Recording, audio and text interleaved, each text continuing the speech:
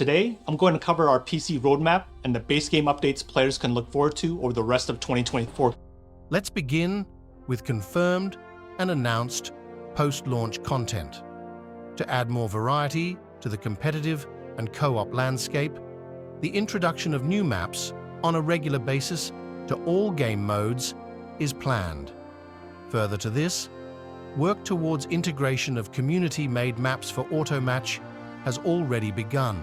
With replays being released with the Steel Shepherd update, a live observer mode is the next step for match viewing.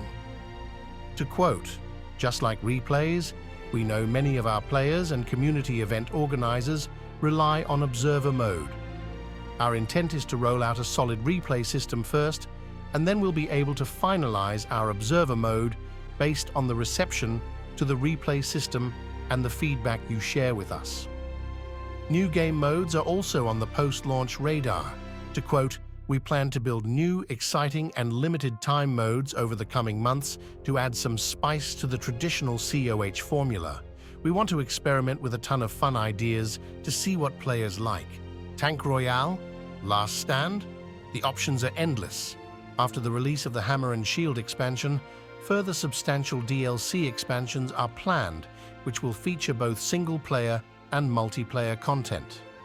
Possibilities include more new battle groups, campaign companies, and other unannounced content. More cosmetic skins are also on the way that will be available for both Warbonds and Merit, along with the Prime Gaming exclusive skin drops. Balance updates will continue as faction balance is closely monitored. Overtuned and underperforming units will be adjusted accordingly. Starting off, the needed section of our roadmap is the highly requested feature of the surrender button. Allowing teams to vote to surrender, combined with leaver penalties, should reduce frequent leavers in team games. Another needed feature is being able to reconnect a current match after being disconnected. This is a fairly common feature among other games. This would be greatly beneficial in team games and to help preserve well-earned ELO rating. Map vetoes would be a good improvement as new maps are continued to be added. This will allow players to have some choice on what maps they play on. Noting that this feature is dependent on the player base size and the size of the map pool. A map rotation could also be beneficial once the map pool is larger. A simple feature that has potential to drastically decrease automatch search times is the random faction selection. By selecting random, players could be allocated to the next available game without the Allied and Axis search divide. The wanted list includes content that is desired in the continued post-launch support and may fall out of the scope of the 2024 roadmap. Even with 4 factions available at launch, new factions are often requested by the community, with imaginations running wild and the possibility to include other theaters of war such as the Pacific. The Japanese, the French, or even the Italians are possible additions.